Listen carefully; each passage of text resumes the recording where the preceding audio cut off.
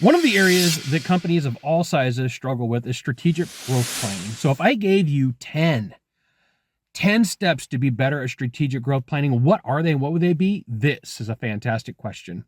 I'm Scott Sylvan coming to you live from Consulting Secrets on a perfect day to talk about business growth, opportunity, strategic planning, and a fantastic day to talk about you. I'm coming to you live from Sacramento. One of the areas that just across the board, products, services, anything that gets done, strategic planning is one of the things where it's kind of like, we'll get to it. Well, it's one of those, I hear it, we know we got to do it, but you know what's more important is lunch. And so what happens is you miss out on opportunities, you miss out on growth. So the first thing that you absolutely want to do is define a 3-year growth target. And you want to do that for revenue, you want to do it for profit, you want to do it for valuation. So there's 3 things here. Now, I'm going to talk to you a little bit about time because this is important when it comes to strategic growth planning. Depending upon the strategy that you're trying to achieve, you have time bands. You have a year, you have a quarter, you have a month, you have 2 weeks, you have 1 week, and then if really need to be, you got a day. And the reason I bring this up is constraints can be time, constraints can be money. When you have a constraint, what it allows for you to do is be creative. And so when you're saying, hey, we're going to create a 3-year growth plan, when you start breaking this up into smaller bits, into smaller pieces, it allows for you to build a better plan. It allows for you to have the right conversation. So if I said, hey, it's going to take you 3 years to figure out a month plan, that doesn't make sense.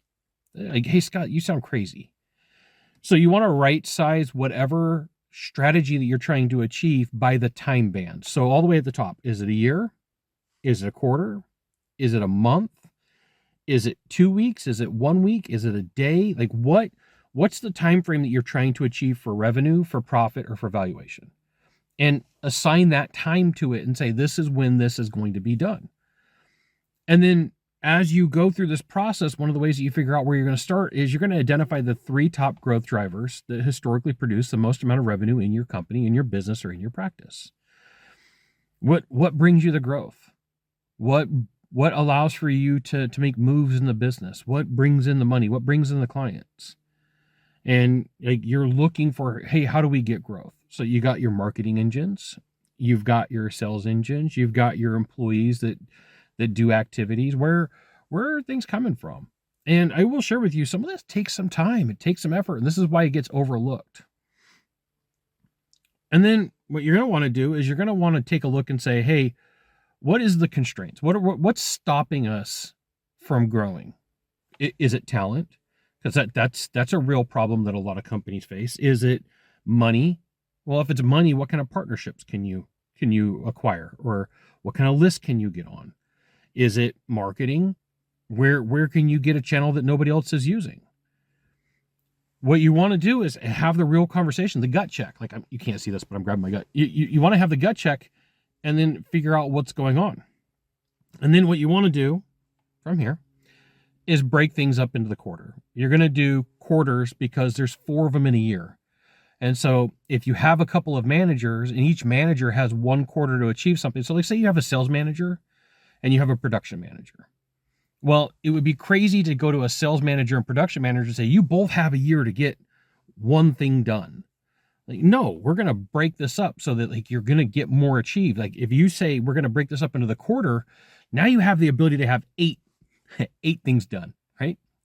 Or if you're going to use sign language, 8, right? You got the ability to do 8 things done, get 8 things done. And then who's going to be in charge of it? Because if you don't measure it, it's not going to happen. If you don't take the time to figure out, hey, how do we know? Do we have mile markers in place?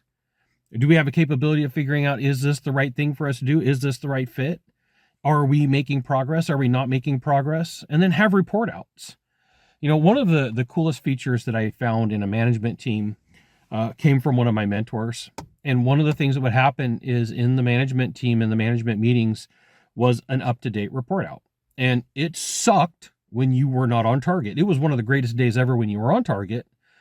But you would be coming towards the meeting and you're like, all right, I'm going to have to go report out that nothing's happening. And then so you would figure out a way to make something happen. Like this is a constraint. Sometimes will get you to be creative to figure out to make something happen that needs to be done. But you have to say, what are the rules? There's no making stuff up. There's no Hail Marys. You've got a role and responsibility to get things done. And this is going to come down to scorecards.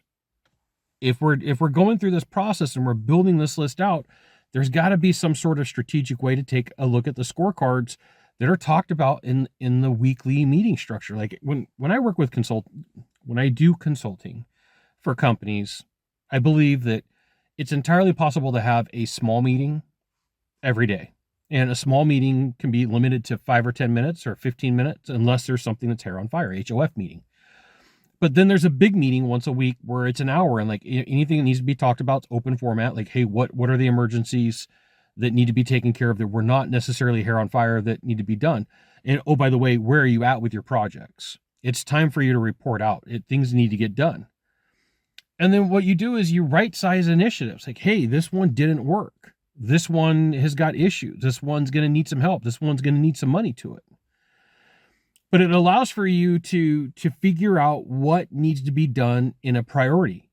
So you take a look and you say, okay, is sales a priority? Sales is always a priority, just so you know, because that's bringing the money in. Is accounting a priority? Yeah, accounting is a priority. Is marketing a priority? Well, okay, who owns each one of those items? And then if there's subset, who owns the subsets? And then sometimes, depending upon where you're at, the rules in the state that you're in, you can modify incentive plans to your growth outcomes. I live in California. Everything here is illegal. You want to do anything, you got to get past 27 attorneys, an alligator moat, archers with flaming arrows. Like, it's insane how you got to get things done here in California. In free states, it might be easier for you to achieve what needs to be done. But if you're going to use strategic growth planning, you're going to want to use a roadmap. And so in the last 7 minutes, I've lined out for you a possible way for you to use a roadmap. You don't have to choose my way. I'm giving you one of my stories, one of my playbooks, one of my ways of saying, hey, here's your opportunity. You could take it, you could modify it, you could change it, but at the end of the day, you want to define hierarchy, where you want to be in 3 years. And then you're going to figure out what the top 3 growth drivers are that historically have brought you revenue and brought you growth. And then you want to see like what's limiting growth now. Why are we not growing? And it's going to be a gut check, because if it's people, you need to have a people conversation. If it's sales, you need to have a sales conversation. If it's marketing, you need to have a marketing conversation. If it's all of them, it's time for a big meeting. And then each driver is going to have the number shall be one owner. And then have meetings to have conversations to see where you're at based upon scorecards, based upon conversations. And then the strategic reviews are really meant to figure out where things are going. And growth outcomes can be bonused out. They could be part of what you do, but be aware. Like when you start holding people accountable, there's 2 groups of people. There's like 2 factions. There's the people over here like, boo, I don't like to be held accountable because being accountable sucks. And then you got the people over here like, finally, the boss has come home to roost and wants people to be accountable. Right? Like this team over here is like, please make it accountable. And this team over here is like, no. This team over here is the one that's fighting you, is the one that slows everything down. Right? By nature, they don't want to be held accountable because then they have to actually do stuff. This is the group of people who show up on Mondays and they don't really get anything done till 11, and they leave early on Fridays at 2, or they check out at 2. So like realistically, you get like 4.25 days out of work out of them. And these people over here who are like, please, for the love of everything, bring accountability, are the people who are doing 60 hours a week saying like, look at all the stuff that I'm doing. And they're pointing, they're like, that dude or that chick over there is dragging their feet and they're a boat anchor on the business. So if you're going to do strategic growth planning, it's going to be a gut check for you to say who is really on the team and who's not. You got Black Box Bob, Black Box Penelope, and Protective Pete. Like all these people that just don't want to get stuff done because the status quo makes it easy for them to know like, hey, this is what I do during the week. Strategic growth planning sometimes gets passed off because you know that there's people inside of the organization that don't belong and you don't want to do anything about it. That's up to you. That's your decision. You're the captain of the ship. But if you bring in a consultant and you pay them any sum of money, it's going to cost you money. A good consultant's going to cost you a stack of money. And you decide that, hey, we're going to do some strategic growth planning, but I don't want to take care of my people problem. I'm going to let you know it's a complete waste of money. And it's a complete waste of time on the part of the consultant. They're going to get frustrated. You're going to get frustrated. And you're going to throw your hands up there like, why doesn't consulting work? Well, some of it is because, hey, A, sometimes consultants suck. B, sometimes it's timing. And C, sometimes it's you. Like, because you don't want to make the change that's necessary to make some magic happen in your business. There you go. Strategic growth planning for you, for your business, for any size. For any size of business, small business, mid-market, large market, you can adopt this for a department. There you go. You got one of three things to do from here. Just one of three. Find the subscribe button, click on it. Every time I send out a video, you'll get an update. 2, hit follow. 3, share this video with a friend. We'll see you soon. Thanks for watching.